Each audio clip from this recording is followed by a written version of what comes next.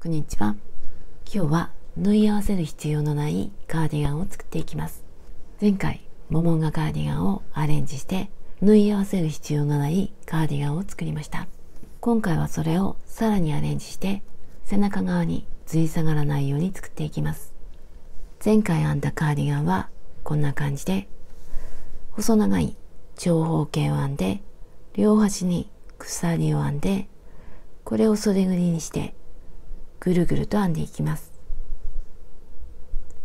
今回はその一部を編まないで往復編みで編んでいきます。それと今回は横幅を狭くして肩幅にしました。今回使うのはこの糸です。こんな感じでキラキラした糸と、あとよく見ると透明のスパンコールがついています。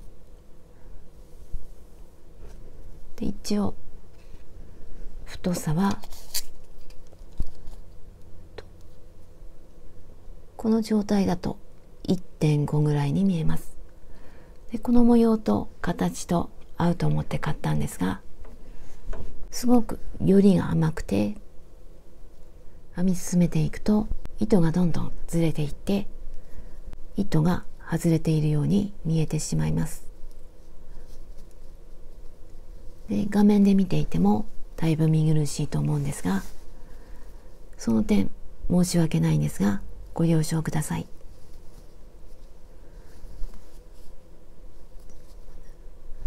でこの糸はダイソーさんのクリアスパンコール、色はオールドローズ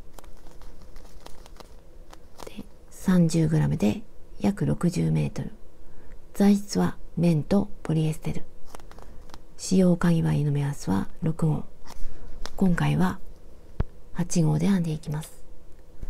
あとはマーカーととじ針を使います。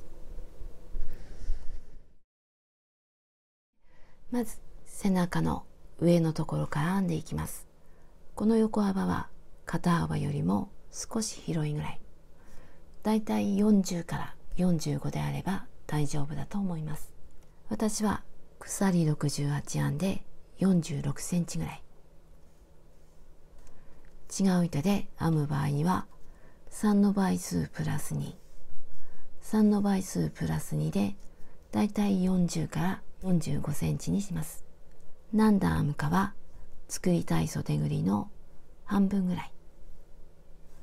私は15段編んでだいたい17センチ。17センチ編んだら鎖を編んで輪にして1周が6の倍数になるようにします。この点はしばらく編んでから詳しく説明します。鎖編みをしていきます。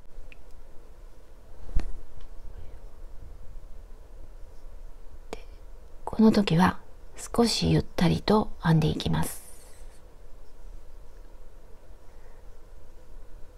鎖編みが終わったら1段目を編んでいきます。1段目は三角を作っていきます。まず最後の鎖にマーカーをつけます。これはこれから編んでいく長方形の角になります。でここから鎖を4つ、1、2、3、4でマーカーの隣に未完成の長編み、針から数えると1、2、3、4、5、6で表からでも裏からでも大丈夫です。で未完成の長編みは長編みの途中まで絡めて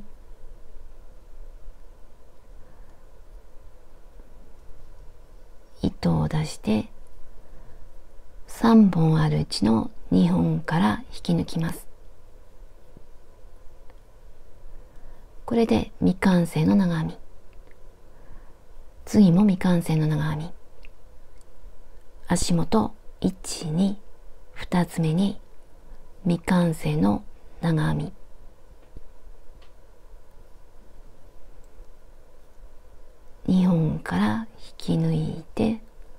これで未完成の長編みが2つ。これを一度に引き抜きます。これで三角ができました。三角の次は鎖を2つ。1、2、次また三角を作ります。ここ未完成の長編み、次は足元1つ飛ばして2つ目、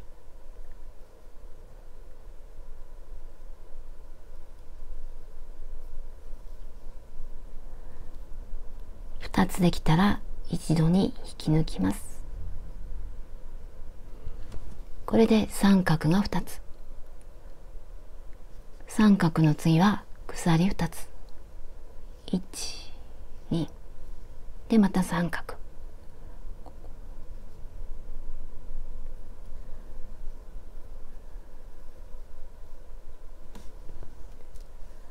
次は足元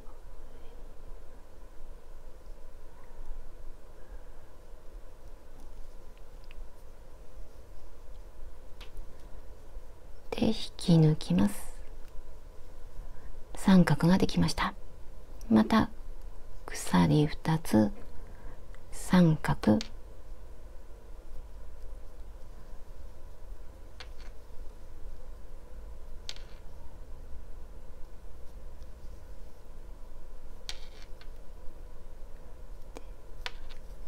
き抜いて三角で、次は鎖2つ。これを端まで繰り返していきます。端まで編んできました。最後の三角の次は鎖を1つ。今までは2つだったんですが、最後は1つで長編みをします。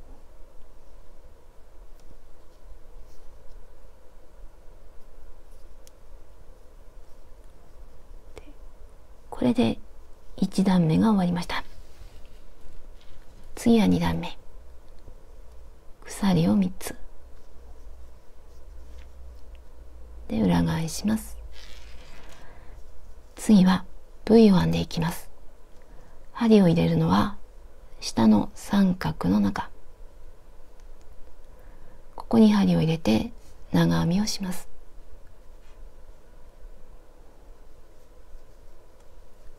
まず長編み、鎖、同じところに長編み、これで V ができました。次も同じように編んでいきます。三角に長編み、鎖、長編み、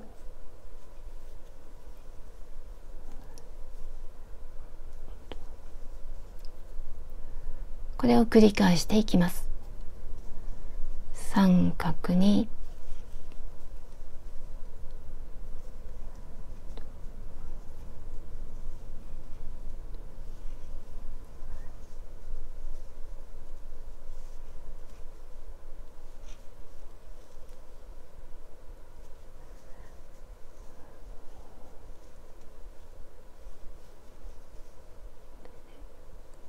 これで端まで編んでいきます。端まで編んできました。最後は下の鎖のマーカーの次から数えて1、2、3、3つ目に長編みを1つ、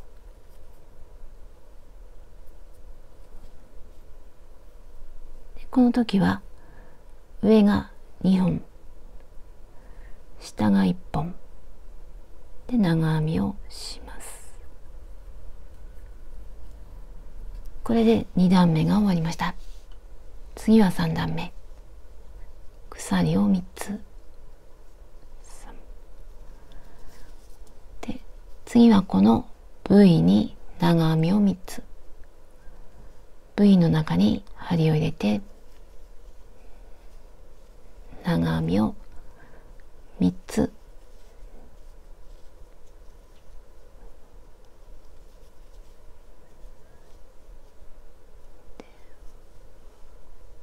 次も3つ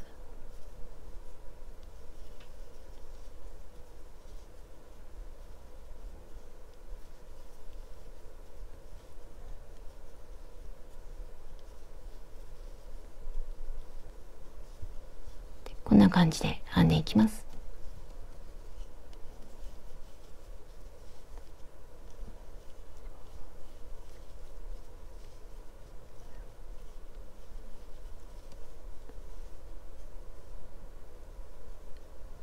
次も3つ、次も3つと端まで編んでいきます。端まで来ました。また下の鎖の下から3つ目長編みをします。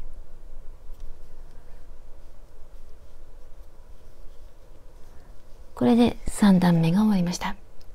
次は4段目、鎖を1つ裏返して細編みをしていきます。まず鎖の根元、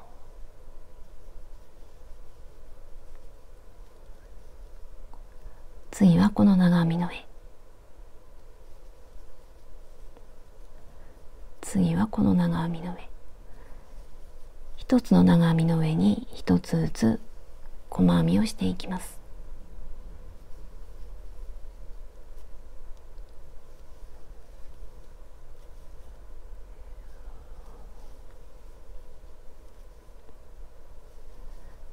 このまま端まで細編みをしていきます。端まで編んできました。また下の鎖の下から3つ目、ここに細編みを1つで、これで4段目が終わりました。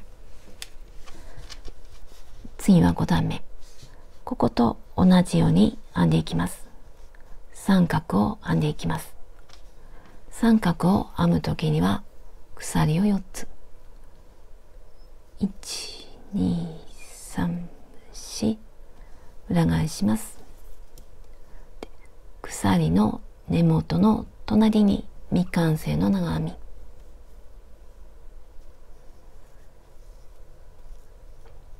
足元1、2、2つ目に未完成の長編み、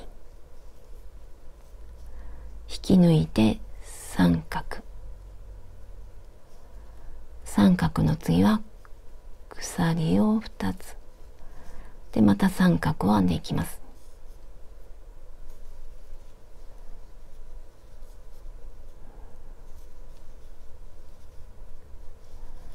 で三角、鎖を2つで、また三角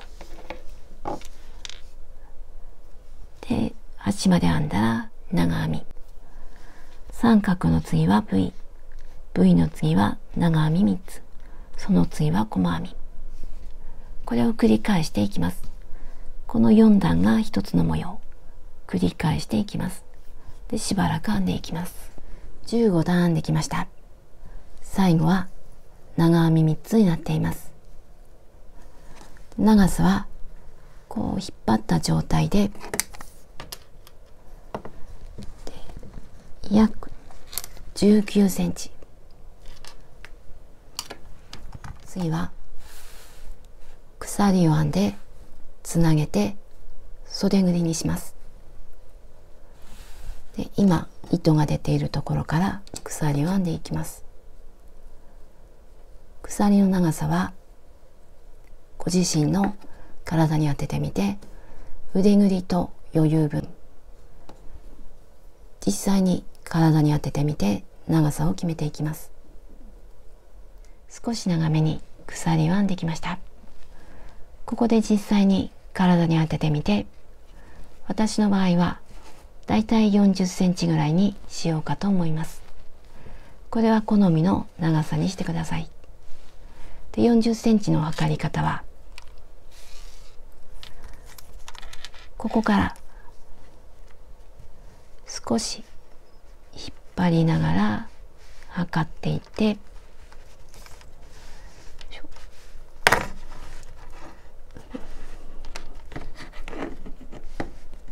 だいたい40センチぐらいのところに目安としてマーカーをつけます。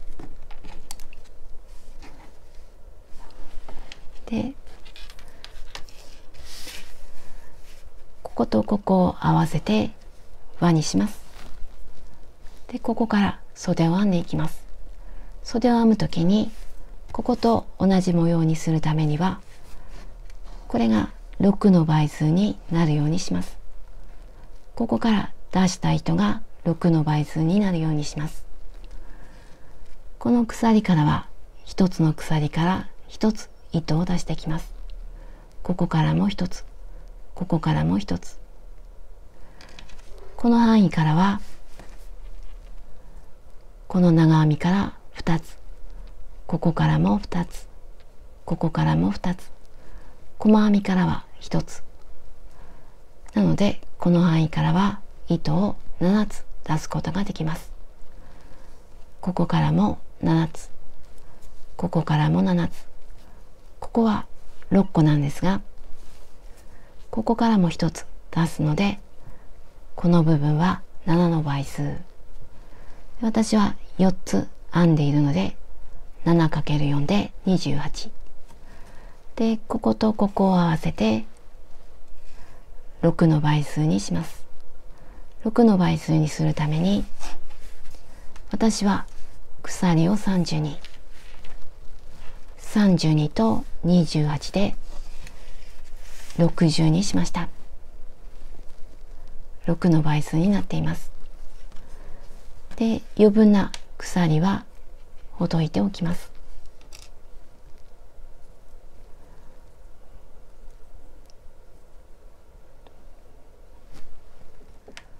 ここに引き抜いてつなげます。で、ねじれていないか確かめます。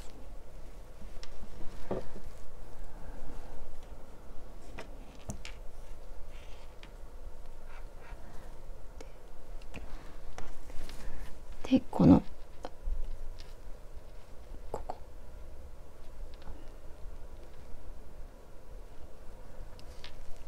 で糸を引き抜きます。これでつながりました。鎖一つを編むようにしてで糸を切ります。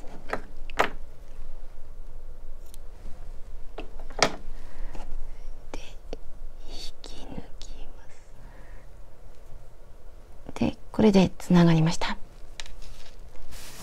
反対側も同じようにつないでいきます。マーカーがついているところに針を入れます。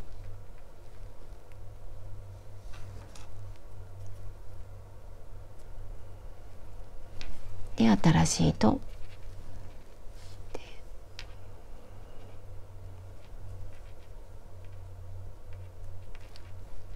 で糸を出します。ここから鎖を32、さっきと同じ数だけ鎖を編んでいきます。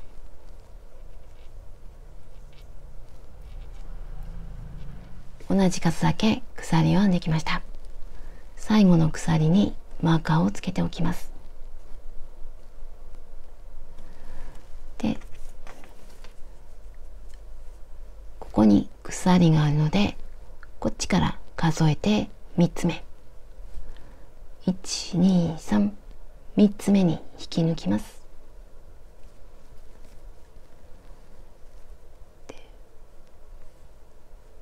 これでつながりました。で、鎖一つを編むようにして糸を切ります。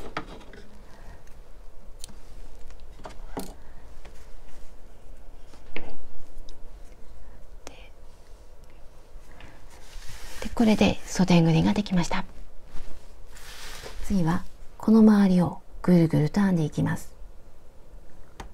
今はこの向きに編んできました。この上下を逆にします。で、ここが肩のライン、ここが首の当たるところ、ここは肩のライン、で、首の当たるところにマーカーをつけます。私の場合はこの最初に編んだ三角を数えていきます。123456789 9個目の三角にマーカーをつけています。こっちも同じ9個目。長さはここから糸を出して編んでいきます。ここから測ってだいたい20センチぐらいで、この間は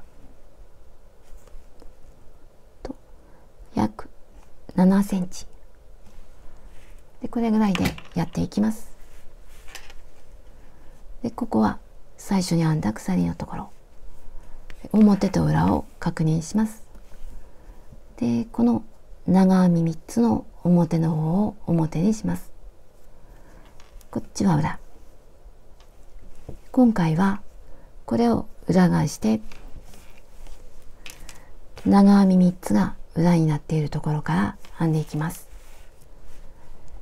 裏のこっち側のマーカーのところ、マーカーのついた三角の隣の未完成の長編みから始めます。新しい糸を引き出します。鎖を1つ、細編みをしていきます。鎖の根元に細編み、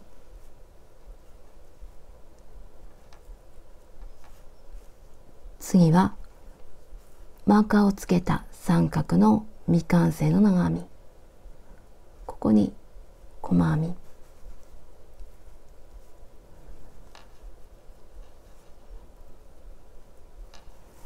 で、次は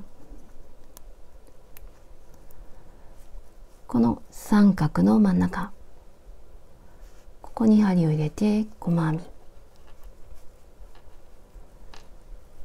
で、ここにマーカーをつけておきます。次はこの未完成の長編み、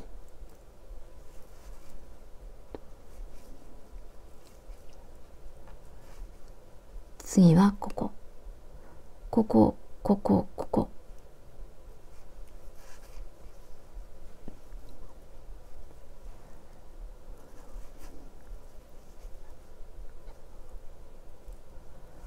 で、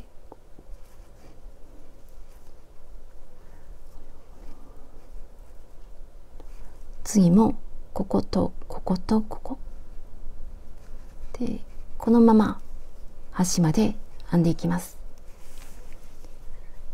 ここまで編んでいきます。最後の三角にも細編みをしてきました。次はこの上、ここに細編みを1つ、次は鎖の一つ一つに細編みをしていきます。まず1つ目はマーカーのところ、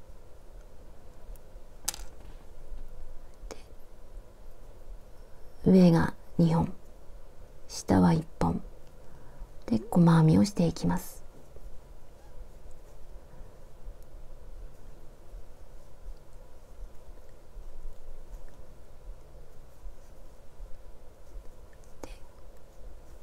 このまま反対側の付け根まで編んでいきます。ここまで編んでいきます。反対側の付け根まで来ました。ここが最後の鎖。次はこの長編みの上、長編みの上に細編み、次も長編みの上に細編み、こことこことここ、一つの長編みの上に一つの細編み、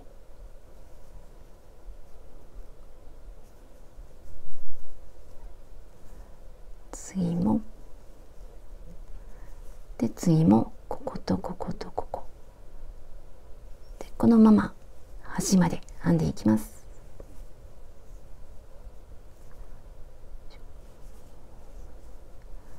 ずっと編んで、ここまで編んでいきます。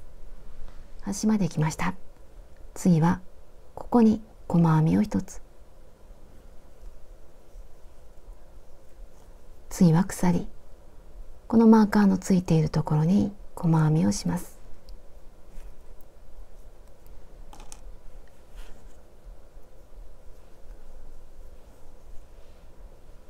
次もで、このまま反対側まで編んでいきます。この最後の鎖にも細編みをします。で、次また最初に編んだ三角のところ、まずここ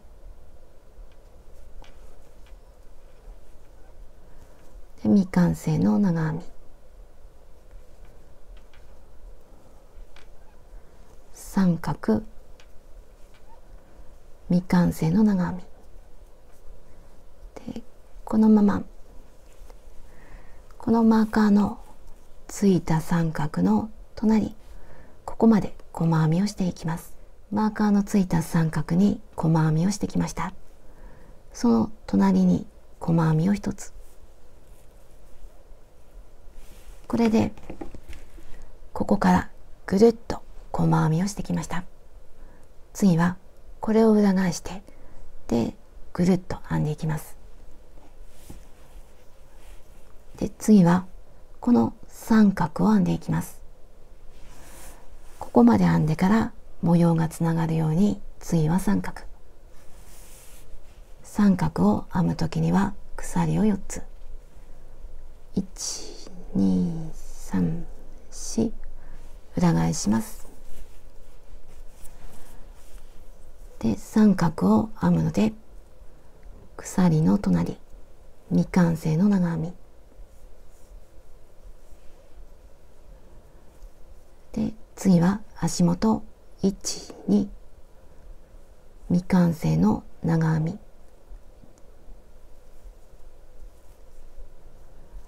これを引き抜いて三角、三角の後は鎖を2つで、また三角、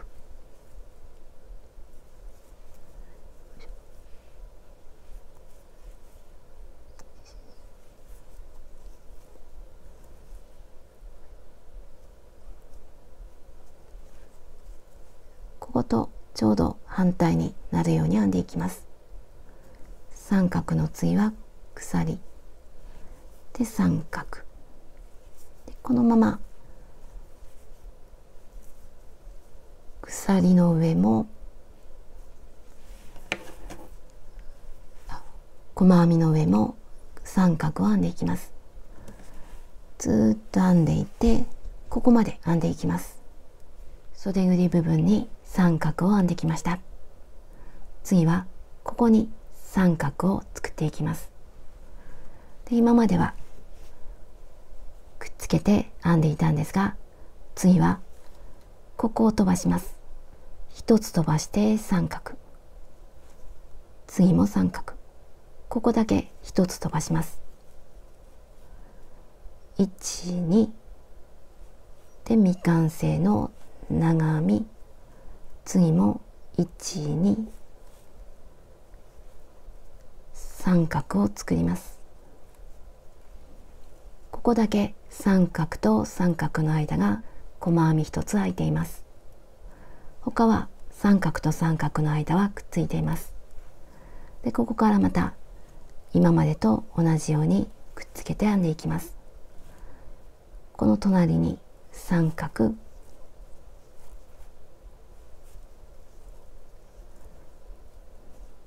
で、また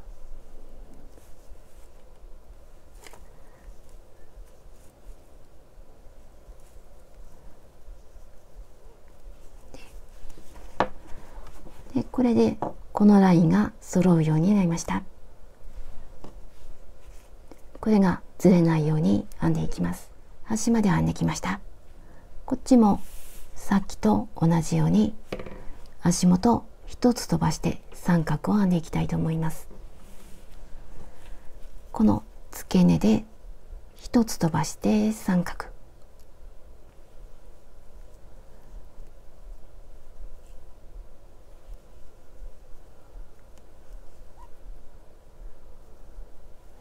こことここだけ一つ飛ばしました。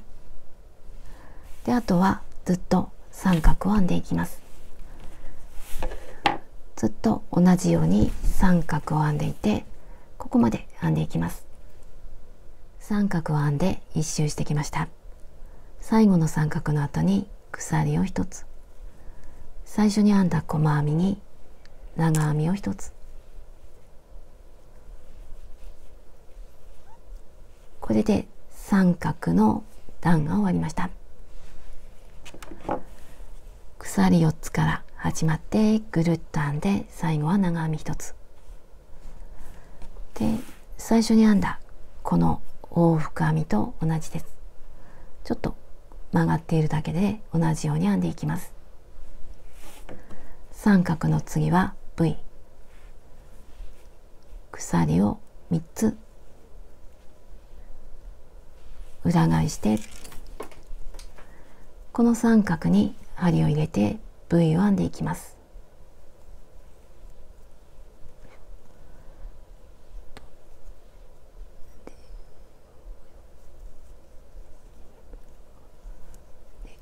これで V、 次も V、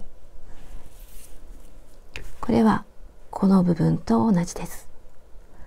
これの次は長編み3つ、次は細編み、ここと同じようにこの部分を編んでいきます。この周りをぐるぐると編んでいきます。で、しばらく編んでいきます。今身ごろを編んでいる途中なんですが、一旦休んで袖を編んでいきます。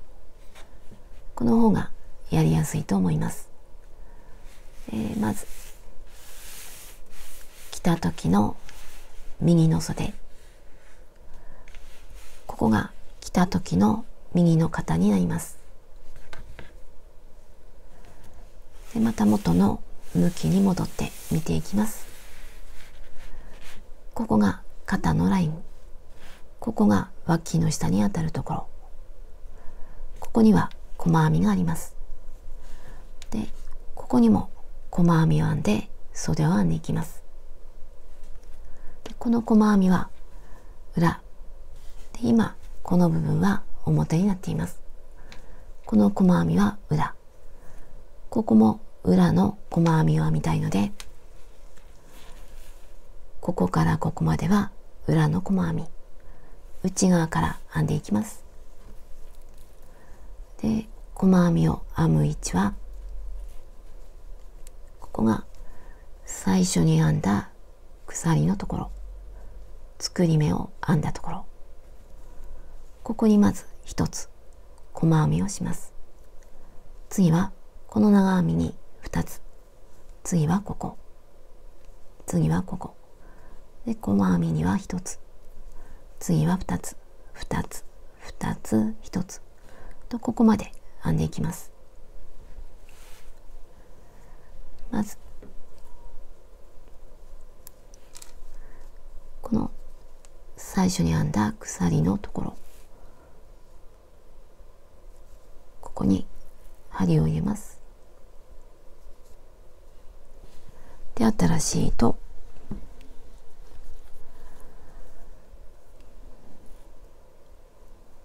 糸を引き出して鎖を一つ細編みをしていきます。で、糸端は編みくるんでいきます。これが一つ目、次は2つ、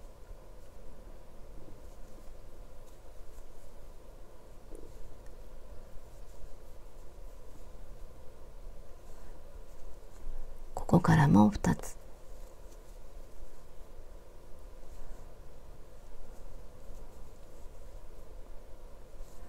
次も2つ、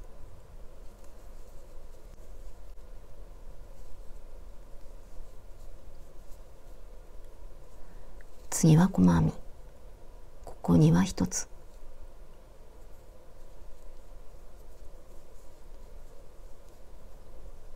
次からまた2つ、2つ、2つ、1つと、ここまで編んでいきます。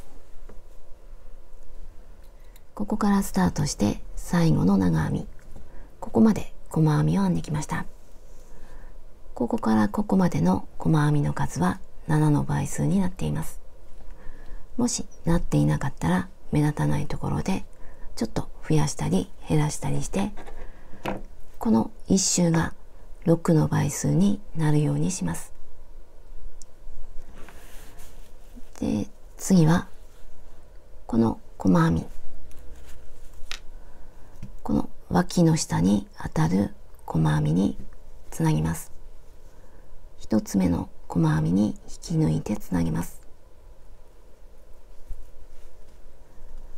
で、これで輪になりました。で、もう一つ鎖を編むようにして糸を切ります。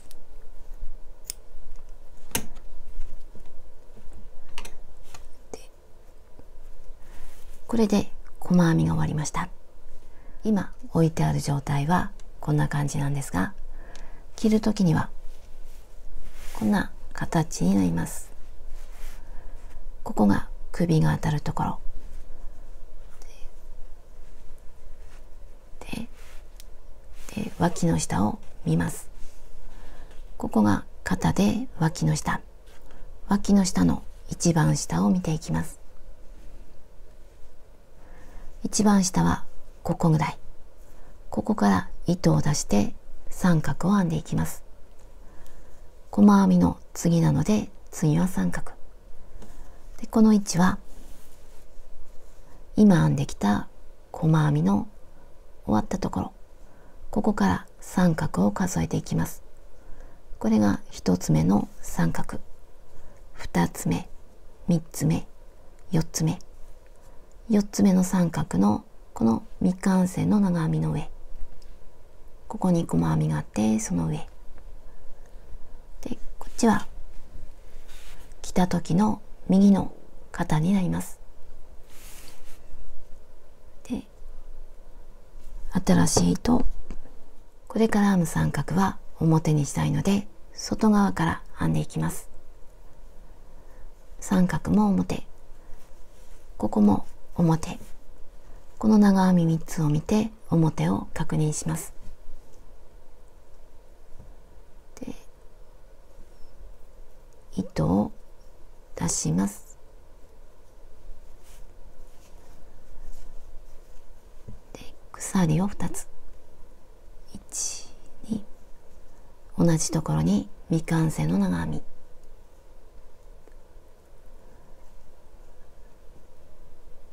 で2本から引き抜いて未完成の長編み、次は足元1つ飛ばして2つ目、ここに未完成の長編み、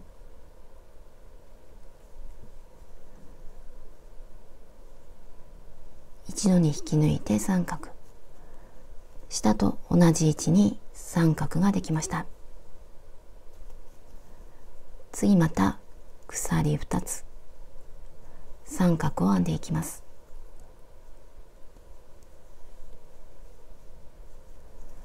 足元1つ飛ばして2つ目、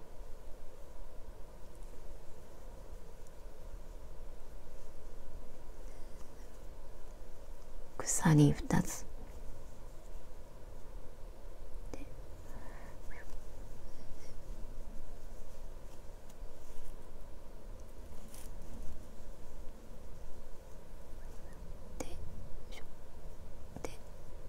このまま1周します。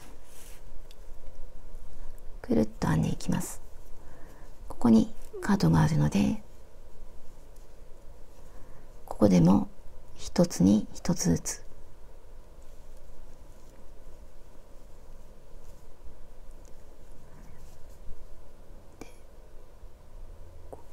ここに一つあるので、ここに細編みが一つあるので、これを飛ばしてこっちの細編み、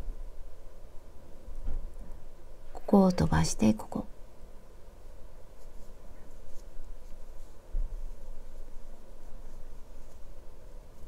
三角ができました。全部ぐるっと編んだ時にちょうど三角ができれば大丈夫です。もし合わなかったらちょっと増やしたり減らしたりして合うようにしたいと思います。で、ぐるっと編んでいきます。三角を編んで一周してきました。最後の三角の後も鎖を2つ、最初の三角に引き抜きます。ここに引き抜いてつなげます。次は V を編んでいきます。裏返して内側から編んでいきます。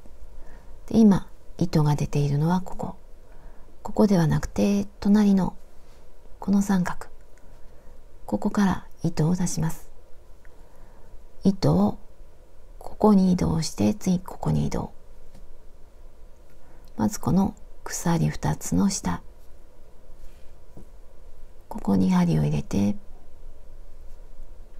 き抜きます。もう一つ、次は三角の中引き抜きます。この中から糸が出ました。ここから鎖を4つ、三角に針を入れて長編みを1つ。これで V ができました。次また三角の中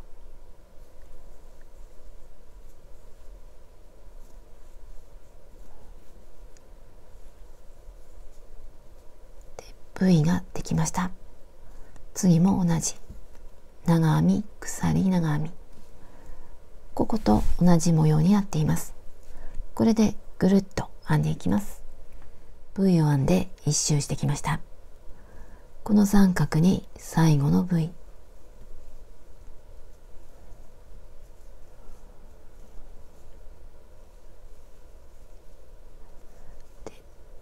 最初の V に引き抜きます。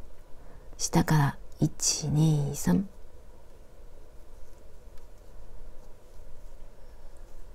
これでつながりました。次は長編み3つ、裏返して外側から編んでいきます。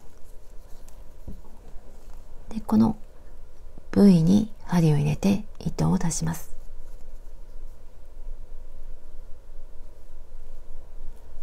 引き抜いてここから鎖を3つ、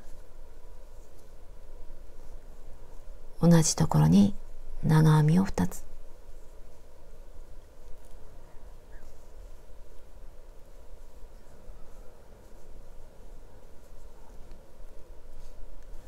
で次の V に長編み3つ、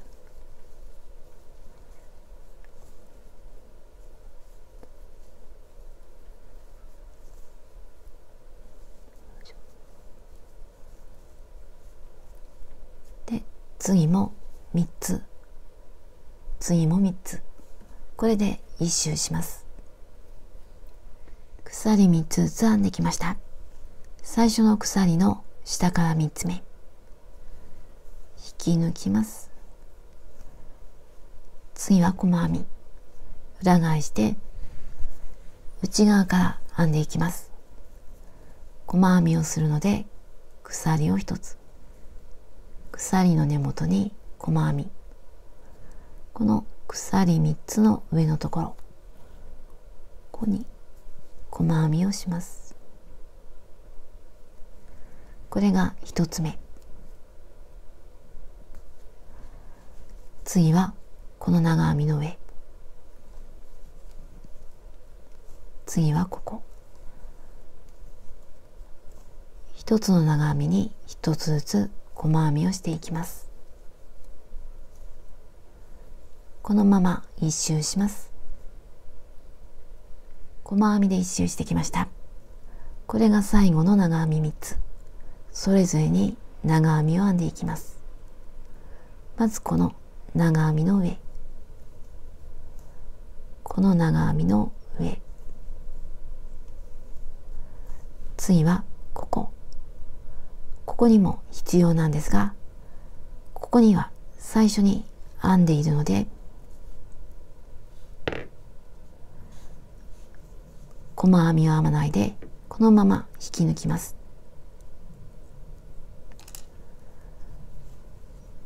引き抜いて、これがこの部分の細編み。次はまた裏返して外側から三角を編んでいきます。鎖を2つ、同じところに未完成の長編み、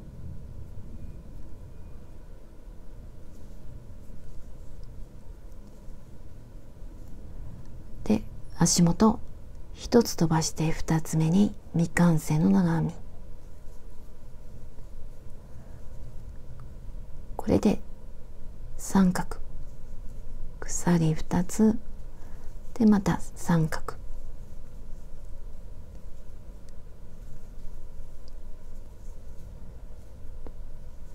下と同じラインに三角ができました。でここ以降はここと同じです。同じことを繰り返していきます。これを繰り返して好みの長さになるまで編んでいきます。で長さは好みなんですが、最後この V になるようにします。11周編んできました。最後は V になっています。次は縁を編んでいきます。針を戻します。でこの V の中に針を入れて糸を出します。でかぶせて、これで V から糸が出ました。鎖を1つ、細編みをします。これが1つ目で、次の V、 細編みを編んだ隣、ここに長編みをします。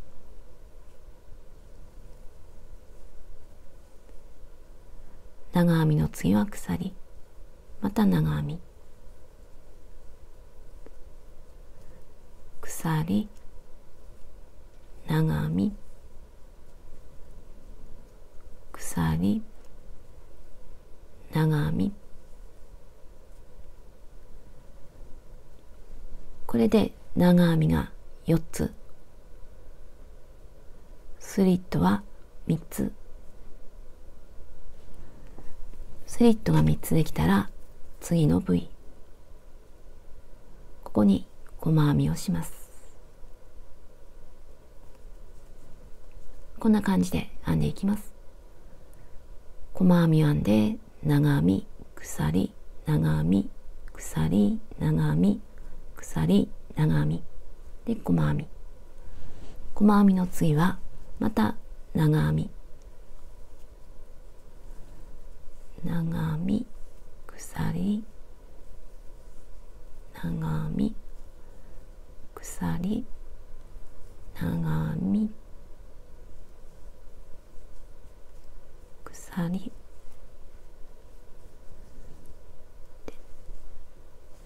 スリットが3つ、スリット3つできたら次に細編み、次また長編みを編んでいきます。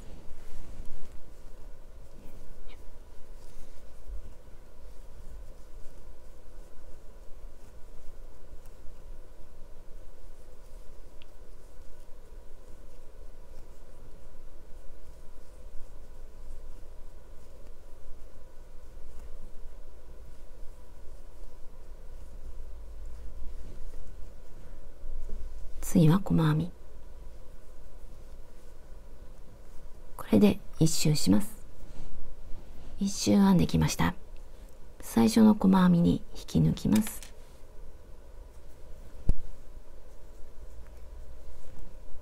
次は細編みを編んでいきます。細編みを入れる場所はこの長編みの上、スリット、長編みの上、スリット、長編み、スリット、長編み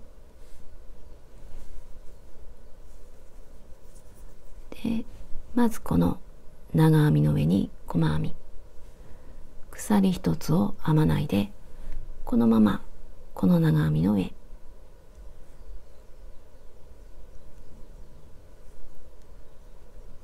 で、ここにマーカーをつけます。この2本をすくってマーカー、次はこのスリット細編みをします。次はこの長編みの上、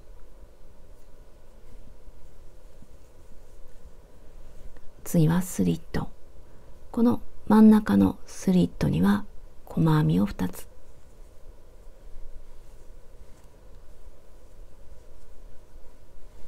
これで2つ、次はこの長編みの上、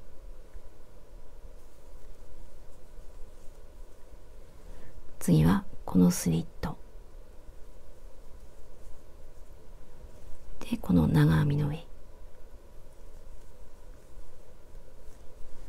で、細編みが終わったらここには引き抜き編み、前編んだこの細編みに引き抜き編み、引き抜いてまた細編みを編んでいきます。この長編みの上、スリット、長編み、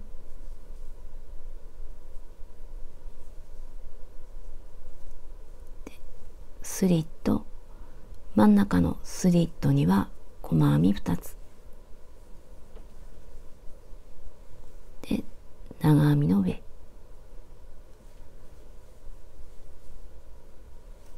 スリット、長編みの上、次は引き抜き編み、下の細編みに引き抜きます。でまた細編みを編んでいきます。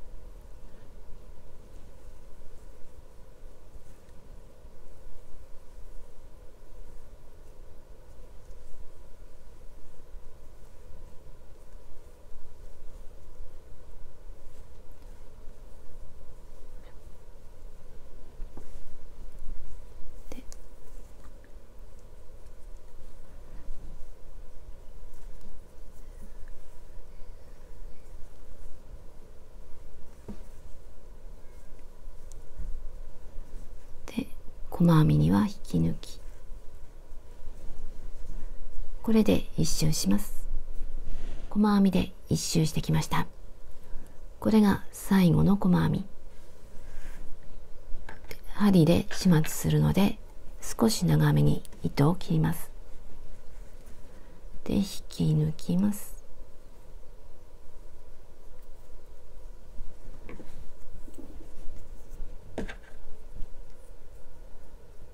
マーカーのところに針を入れます。手前から向こうに、で最後の細編みの上から針を入れて後ろに出します。で大きさを整えます。で裏でほどけないように何度か行ったり来たりして糸端を隠します。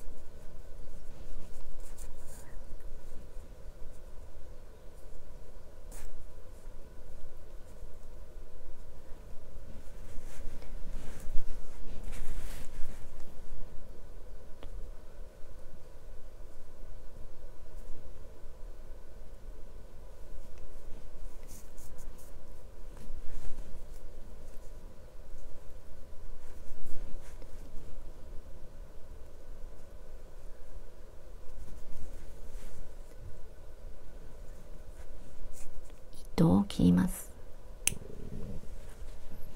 反対側も同じように袖を作ります。反対側の袖を編んでいきます。ここは元から細編みがあったところ、ない方に内側から細編みを編んでいます。この細編みは全部で6の倍数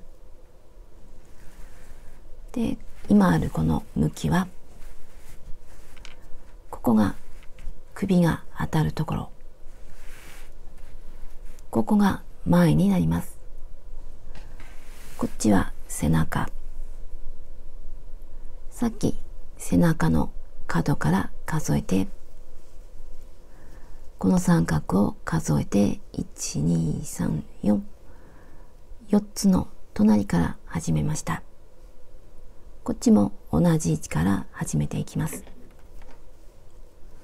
これが4、5。この三角のこの未完成の長編みの上。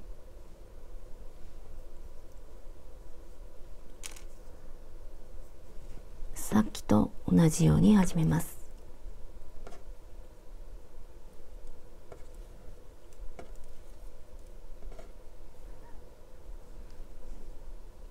糸を出して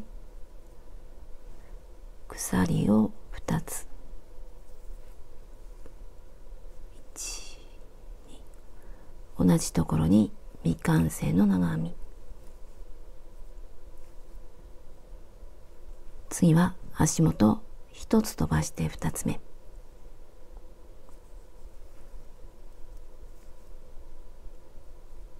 で引き抜いて三角、鎖2つでまた三角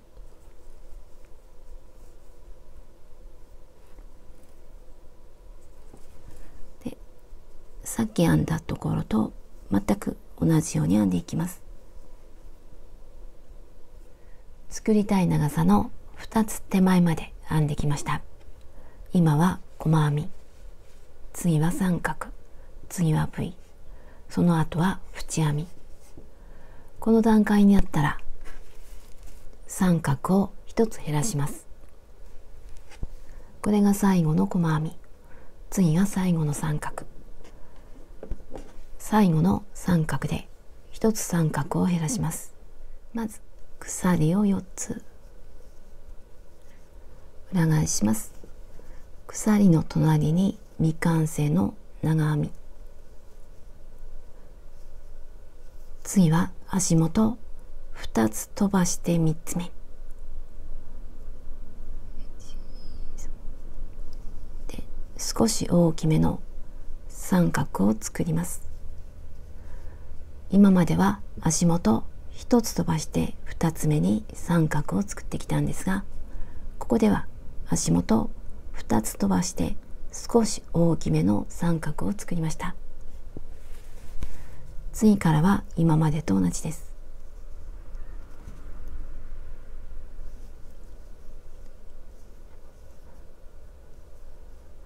1つ飛ばして2つ目で三角、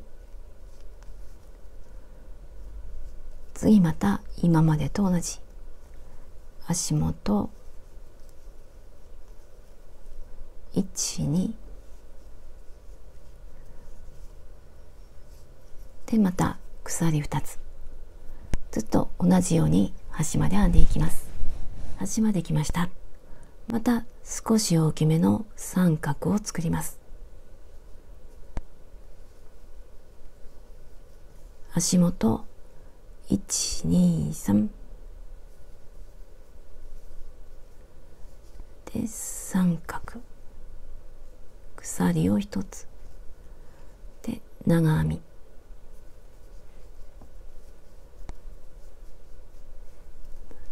でこれで両端は少し大きめの三角。次はV を作っていきます。今までと同じ V を編んでいきます。鎖3つ、三角に V、 鎖1つで V、 長編み、鎖1つ長編みでまた同じように編んでいきます。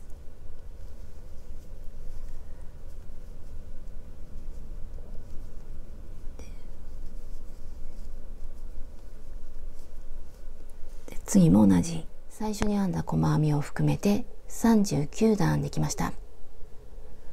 長さはこの斜めのラインを測って約48センチ。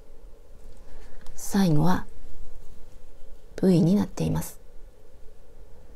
これから縁を編んでいくので、最後は V にします。で、真ん中のまっすぐのところを測ります。この襟ぐりから測って約56センチ。切る時にはこの形ではなくて下に下がるような形になります。実際に着てみて好みの長さにします。私の場合はおへそよりも少し長いぐらい、短めの方が可愛い形になります。なのでこれよりももうちょっと短めでも、あと逆にすごく長くしてもいいかなと思います。長くするとお尻がすっぽりと隠れて安定した感じのシルエットになります。短めにすると横から見ても前が短めで後ろが少し長いので、横から見ても可愛い感じになります。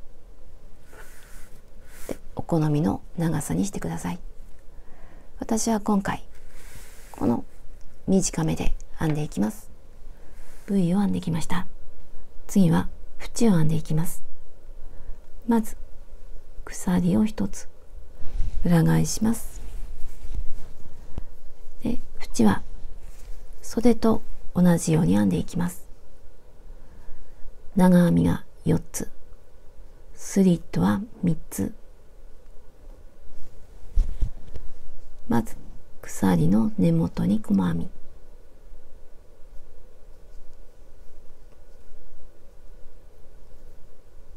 次は V の中に長編み、長編み4つ、鎖3つ、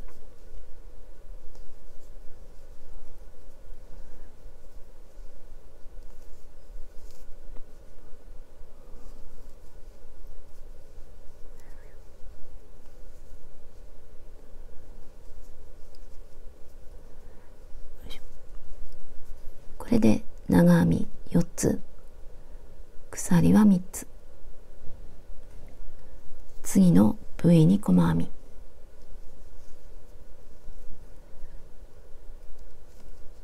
袖と同じです。次また長編み4つで、これで端まで編んでいきます。端まで編んできました。最後は下の鎖の下から2つ目、3つ目ではなくて2つ目に細編みをします。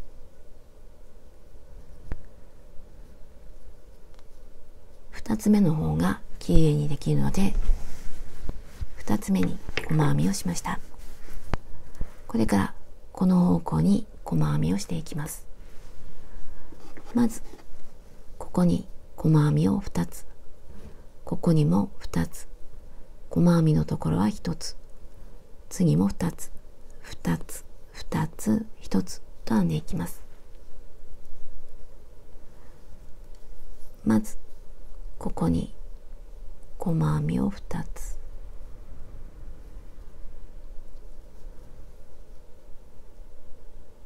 次も2つ、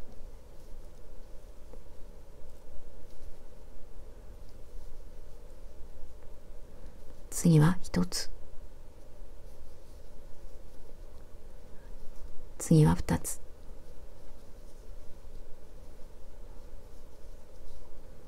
次も2つ、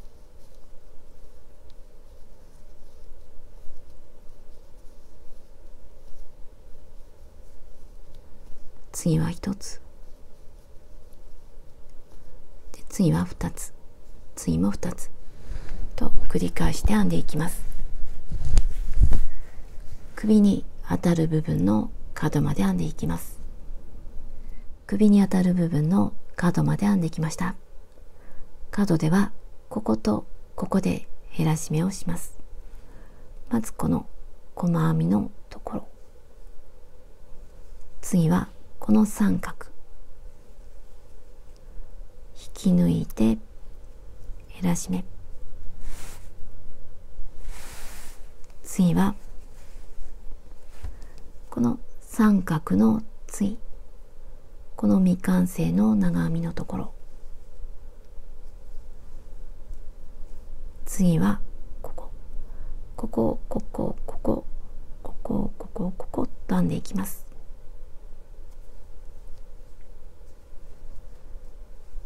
三角、反対側の角まで来ました。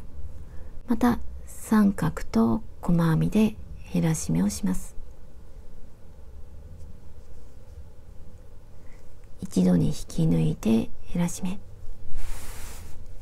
次はここ細編みを2つ、また2つ、さっきと同じように細編みを編んでいって、裾まで細編みをしていきます。裾まで編んできました。最初の細編みに引き抜きます。これで縁の1周目が終わりました。次は2周目、鎖を1つ、鎖の根元に細編み、ここから袖と同じように編んでいきます。この長編みの上に細編み、スリットに細編み、長編みに細編み、スリットに細編み、長編みに細編み、スリット、長編み、同じように編んでいきます。まずこの長編みの上、スリット、長編みの上、真ん中のスリットには細編みを2つ、1、2、長編みの上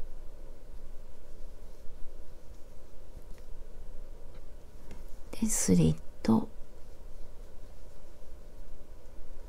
長編みの上、細編みの上は引き抜き編みで、また細編み、こことこことこことここ、これを続けて端まで編んでいきます。端まで編んできました。最後のスリットにも細編みを1つ、最後の長編みにも細編みを1つ、次の細編みに細編み、ここからこういう方向に編んでいきます。次は細編みの次に鎖を2つ、足元は2つ飛ばして3つ目、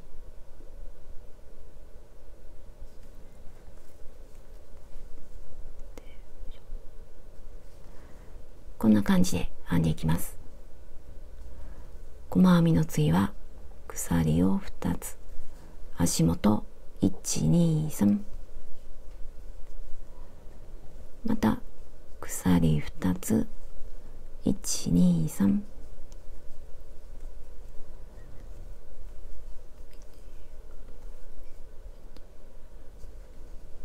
これを繰り返して首のところの角まで編んでいきます。首に当たる部分の角まで来ました。足元2つ飛ばして3つ目、鎖は1つ、1、2、3、今までは鎖2つだったんですが、ここでは1つにしてちょっと縮める形にして編んでいきます。次からは2つ、1、2、3で、また2つ、1、2、3、次はまた角のところ縮めて編んでいきたいので、こことここを飛ばして、ここに細編み、鎖は1つ、1、2、3で、また鎖2つで編んでいきます。1、2、1、2、3、次また鎖2つ、これで端まで編んでいきます。ぐるっと編んでスタートしたところまで来ました。これが1つ目の細編み。ここから鎖を編んでこことつなぎます。ここでは針で合わせたいので、鎖を1つ、今までは2つだったんですが、ここでは1つにします。鎖1つ編んで少し長めに糸を切ります。で、鎖1つのところから糸を抜きます。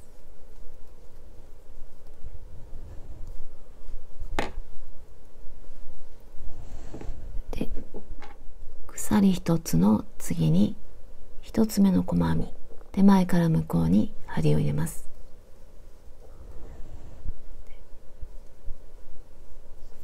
で、最後の鎖、ここに上から針を入れます。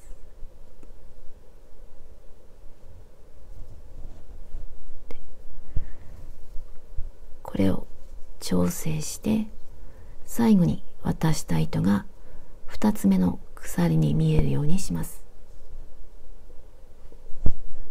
で、これをほどけないように何度か行ったり来たりして糸端を隠します。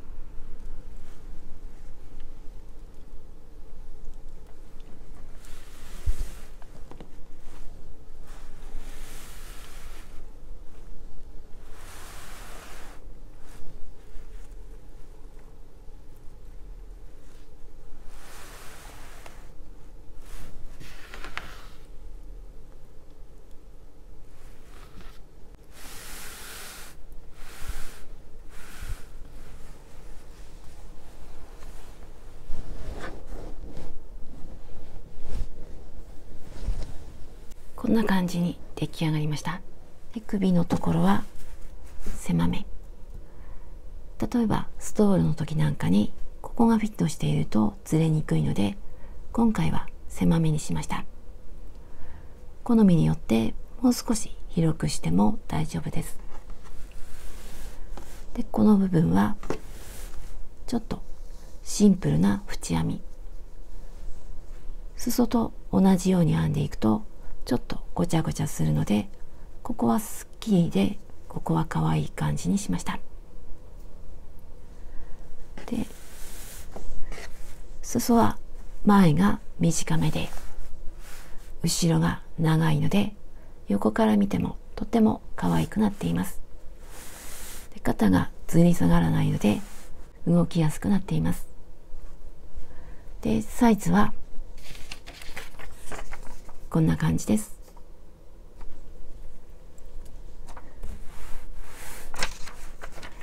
首のところは8センチ、斜めのラインは50センチ、横幅の一番広いところは64、狭いところは50、上から下までは60、袖は36、使ったのは450g、糸は15玉使いました。最後までご視聴ありがとうございました。